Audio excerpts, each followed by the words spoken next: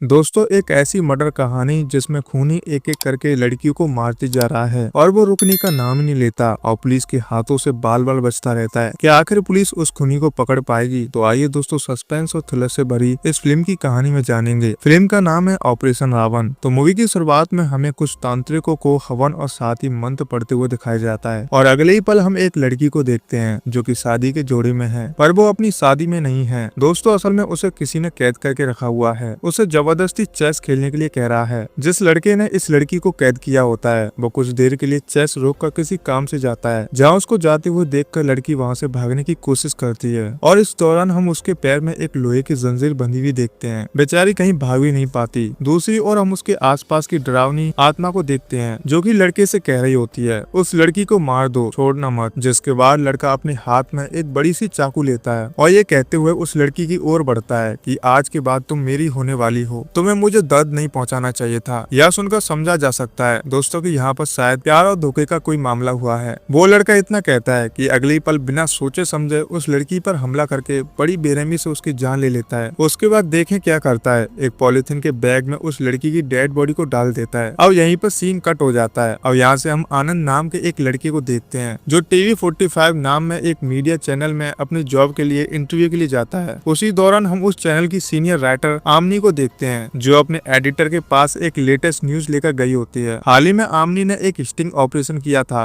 जिसके जरिए उसने अपने एरिया के मिनिस्टर के इलीगल बिजनेस के बारे में जाना और अब आमनी उस मिनिस्टर के ऊपर एक प्रॉपर एक्सपोज न्यूज बनाना चाहती है जिससे सभी को उस मिनिस्टर के काले सच का पता चल जाए। पर बिजनेस जितना भी काला हो कर तो मिनिस्टर ही रहा है, इसलिए अचानक से इतने बड़े और खतरनाक आदमी के खिलाफ जाना कंपनी के लिए भारी भी पड़ सकता है। यही सोचकर एडिटर आमनी से कहता है कि देखो मैं अपने सीईओ से इस न्यूज के बारे में बात करता हूँ और अगर सीईओ मान गया तो इस न्यूज को तुम बना सकती हो। वो भी सीईओ के पास जाकर इसके बारे में बताता है और वहीं दोस्तों हमें मालूम चलता है कि सीईओ मिनिस्टर का बहुत ही अच्छा खास दोस्त है, तो लाजमी है कि वो मिनिस्टर के खिलाफ कभी भी नहीं जाने वाला। सीईओ फिर एडिटर से कहता है कि अभी तुम आमनी को इस न्यूज पर काम करने बिल्कुल मत दो और उसे कोई दूसरा प्रोजेक्ट थमा दो, बस तब तक मैं आमनी से खुद बात करके इस एक्सपोज वाले न्यूज को बंद करवा दूंगा। साथ ही सीईओ एडिटर से ये भी कहता है तुम आमनी के साथ एक आदमी को रखवा दो जो हमें हर वक्त बताता रहेगा कि आमनी क्या कर रही है, क्योंकि दोस्तों सीईओ को भी डर होता है कि आमनी अपनी तरफ से कुछ न्यूज को एक्सपोज न कर दे। इसके बाद एडिटर आनंद का इंटरव्यू लेता है और क्वालिफिकेशन को देखकर वो उसे जॉब पर भी रख लेता है, जहाँ आनंद को जूनियर राइटर की जॉब मिल जाती है और वह अब से आमनी के साथ एज ए जूनियर राइटर का काम करेगा। आमनी को यह बात समझ नहीं आती कि उसे अचानक से जूनियर राइटर क्यों दे दिया। वहीं एडिटर ने तो ऐसा इसलिए किया होता है ताकि वह आनंद के जरिए आमनी के कामों पर नजर रख पाए। ऐसे ही दोस्तों अगले दिन आमनी को सीईओ मिलने बुलाता है और उसे मिनिस्टर के एक्सपोज स्टिंग ऑपरेशन वाली न्यूज को रोककर किसी दूसरे मर्डर वाली न्यूज पर काम करने के लिए कह देता है। उससे कहता है कि सुनो वो मिनिस्टर वाली न्यूज को छोड़ दे, तुम्हें अब इस न्यूज पर काम करना होगा, यह मर्डर वाली न्यूज है। आमनी इससे बहुत ही फ्रस्ट्रेट हो जाती है क्योंकि उसको मिनिस्टर के बुरे कामों को जो एक्सपोज करना था पर नहीं हो पा रहा है। वैसे ही दोस्तों इस दौरान सीईओ आमनी से मिनिस्टर के एक्सपोज फाइल भी लेने की कोशिश करता है पर आमनी उसे वो फाइल नहीं देती। वहीं दूसरी ओर हम उस मिनिस्टर को भी देखते हैं जो एक आईएएस ऑफिसर को लगभग मारने वाला होता है क्योंकि वो मिनिस्टर के खिलाफ गया था। अब ऑफिसर अपनी जान बचाने के लिए बहुत विनती करता है और लगता है मिनिस्टर को थोड़ी दया आ गई तो वो उसे धमकाकर छोड़ देता है। यानी कि जैसा सीईओ और एडिटर ने सोचा था,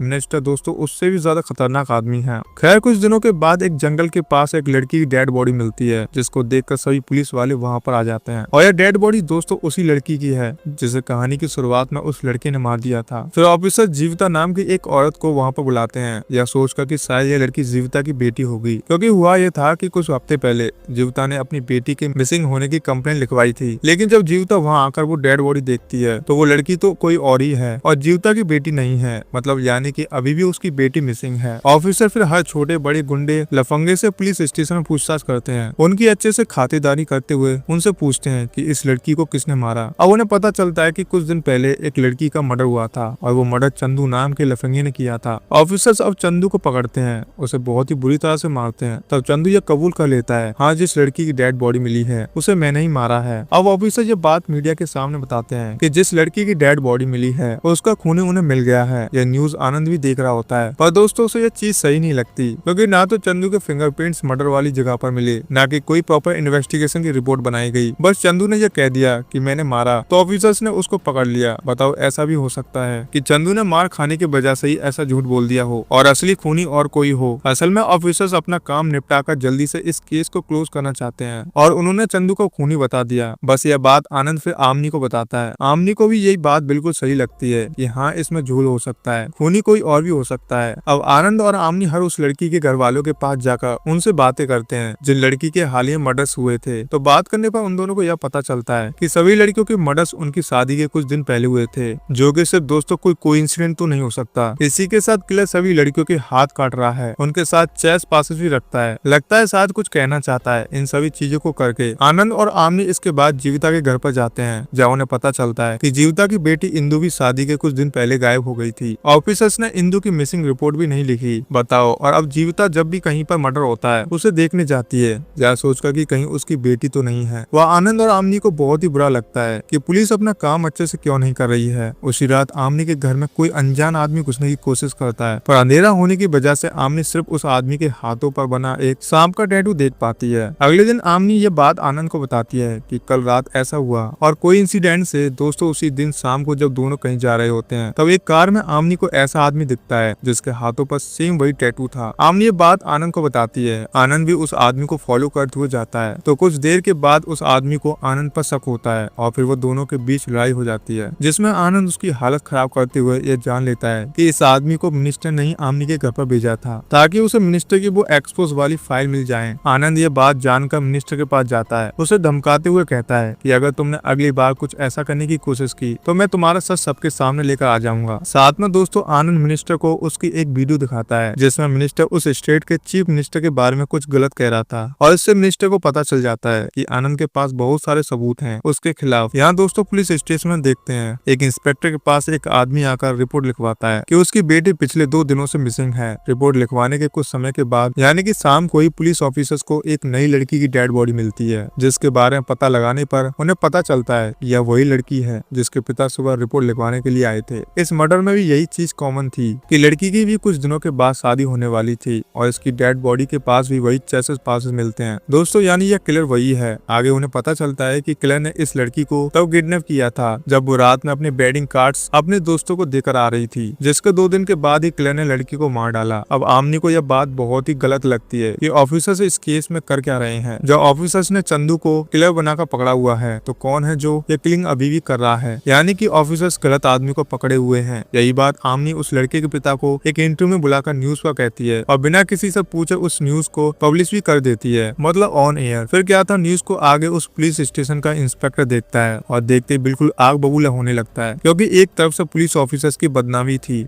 इसके बाद इंस्पेक्टर मीडिया चैनल के कंपनी में जाकर आमनी के साथ बहस करने लग जाता है और एक वक्त पे तो उसको धमकाता भी है। तब सीईओ आकर उस इंस्पेक्टर को शांत करके वहां से जाने के लिए कह देता है। वहीं एडिटर और बाकी के सभी लोग आमनी पर गुस्सा हो जाते हैं, ये कहते हुए कि तुमने किसी से बिना पूछे क्यों किया वो सब कुछ, अरे ये तुम्हारा चैनल नहीं है, तुम यहाँ पर काम करती हो। दोस्तों उसी वक्त आनंद सभी को रोक लेता है और आमनी के हक में बोलता है। जिस वक्त दोस्तों एक और बड़ी बात सामने आती है कि आनंद ही इस मीडिया हाउस का चेयरमैन है और वो आम एम्प्लॉय बनकर इसलिए काम कर रहा था ताकि वो जान सके कि कंपनी में ये सब क्या चल रहा है। तो हमें भी ये बात पता चल जाती है कि आमनी और आनंद कॉलेज में एक साथ पढ़ते थे। तब आनंद ने आमनी को प्रपोज भी किया था, लेकिन उस समय आमनी ने रिजेक्ट कर दिया था। हालांकि यहाँ आमनी को यह बात पता थी कि आनंद ही इस कंपनी का चेयरमैन है और आमनी आनंद के प्यार को फिर से एक्सेप्ट कर लेती है। दोनों की शादी तय हो जाती है। तो आगे आमनी अपनी शादी का कार्ड अपनी साइकेट्रिक अंकल को देने जाती है, जिस वक्त वहाँ पर जीविता भी होती है। आमनी तब जीविता को भी कार्ड देती है। इसके बाद वो अपनी फ्रेंड के साथ एक कैफे में होती है जहाँ वो इंस्पेक्टर भी बैठा होता है जिसने आमनी के साथ झगड़ा किया था। यहाँ भी वो इंस्पेक्टर आमनी पर गुस्सा होता है और फिर से झगड़ा करने के मन से वो बेसमेंट में आमनी के पीछे जाता है। तभी दोस्तों एक कार आकर आमनी के सामने रुकती है। उस कार से एक मास्क वाला आदमी निकलता है और शायद यही किलर है, क्योंकि जैसे इंस्पेक्टर उस मास्क वाले के पास जाता है वो आदमी इंस्पेक्टर को बहुत ही बुरी तरह से पीटता है एंड वो उसके ऊपर से कार भी चढ़ा देता है। इंस्पेक्टर की वहीं पर मौत हो जाती है। वो मास्क वाला आदमी आमनी को किडनैप कर भी लेता है और अब अचानक से हुई इंस्पेक्टर की मौत से बहुत ही जल्दी न्यूज के जरिए आम लोगों तक ये खबर पहुंच जाती है। उसी वक्त आनंद भी आमनी को ढूंढ रहा होता है। तभी उसे आता है आमनी का कॉल, जो कि उस किलर के कार में डिग्गी में बंद होती है, जहाँ से वो मतलब थोड़ा बाहर देख पा रही थी, पर उसे कोई लैंडमार्क नहीं समझ में आ रहा था। जिसके बाद आगे आनंद पुलिस ऑफिसर्स की मदद लेता है और किलर की कार का पीछा करता रहता है। उसी दौरान किलर को यह बात भी पता चल जाती है। वो आमनी का फोन लेकर किसी और गाड़ी में डाल देता है। इससे होता यह है कि आनंद डिस्ट्रैक्ट होकर उस गाड़ी के पीछे चला जाता है। वहीं कुछ दूर जाने पर किलर को आगे पुलिस चेकिंग दिखाई देती है, जिस वजह से वो वहीं पर कार रोक कर यह सोचने लगता है कि अब इस जगह को कैसे क्रॉस किया जाएगा। तभी वो वहाँ का एक बड़े से ट्रक को देखता है, जिसके बाद वो उसके ड्राइवर से बात करके ट्रक को ले लेता है और अपनी कार को ट्रक में डाल देता है। दोस्तों उसी वक्त आमनी अपनी चूड़ियां और बाकी चीजें डिग्गी से बाहर फेंक देती है, ताकि अगर यहाँ पर आनंद आए तो उसे पता चल जाए। कुछ देर के बाद वहाँ पर आनंद आ भी जाता है, पर तब तक किलर उस ट्रक के जरिए चेक पोस्ट को पार कर लेता है। आनंद को फिर से वहाँ के लोगों से पता चलता है कि एक कार को ट्रक के अंदर डालकर यहाँ से ले जाया गया है। तो वहीं पर आनंद को आमनी की चीजें मिलती हैं, जिसके बाद वो उस ट्रक को ढूंढते हुए आगे जाता है और फाइनली उसे वो ट्रक भी मिल जाता है और काफी मेहनत करने के बाद वो ट्रक को पकड़ लेता है। तभी दोस्तों वो किलर का ट्रक एक्सीडेंट करवा देता है, जिसमें आनंद काफी घायल हो जाता है। किलर किसी भी तरह आमनी को वहाँ से लेकर निकल जाने में सफल हो जाता है और जब रात में हम आमनी को किलर की जगह पर देखते हैं तो किलर अपना मास्क हटाता है और फाइनली हमें पता चल जाता है दोस्तों किलर और कोई नहीं बल्कि जीविता का छोटा भाई राघव है। आमनी भी राघव को जानती थी, इसलिए वो भी उसको देखकर शॉक हो जाती है। राघव उसको धमकाते हुए एक लाल कलर की साड़ी देता है, उसे पहनकर आने को कहता है। आगे आमनी जब साड़ी पहनने जाती है तब उसे अपनी जेब में एक ईयर पीस मिलता है, जो कि अभी भी ऑन था। आमनी वहाँ आनंद का नाम लेती है और लकली दोस्तों आनंद भी आमनी की आवाज को सुनकर उसे रेस्पॉन्स करता है। फिर वो उसे राघव के बारे में सब कुछ बता देती है कि वही किलर है और इस वक्त वो एक कंस्ट्रक्शन जगह पर खड़ा हुआ है। आनंद राघव को ढूंढते हुए निकल पड़ता है। उसी दौरान हमें राघव का पास दिखाया जाता है कि बचपन में जब राघव की माँ की मौत हुई तब जीविता ने उसे पाल पोस कर बड़ा किया और एक बड़ी बहन से ज्यादा वो उसके लिए माँ थी।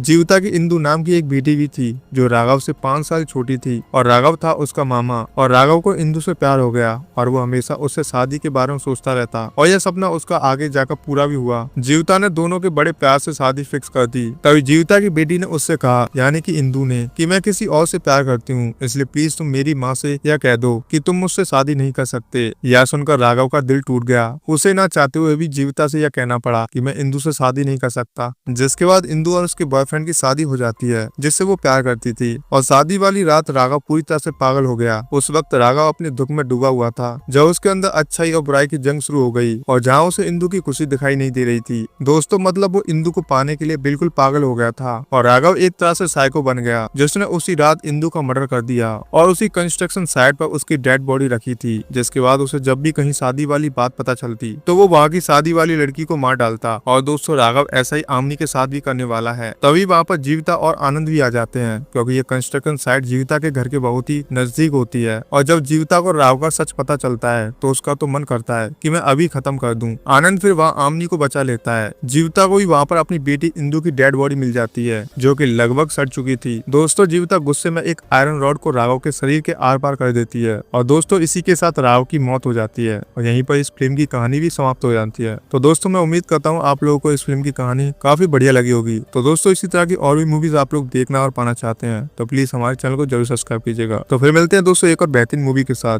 जय हिंद दोस्तों।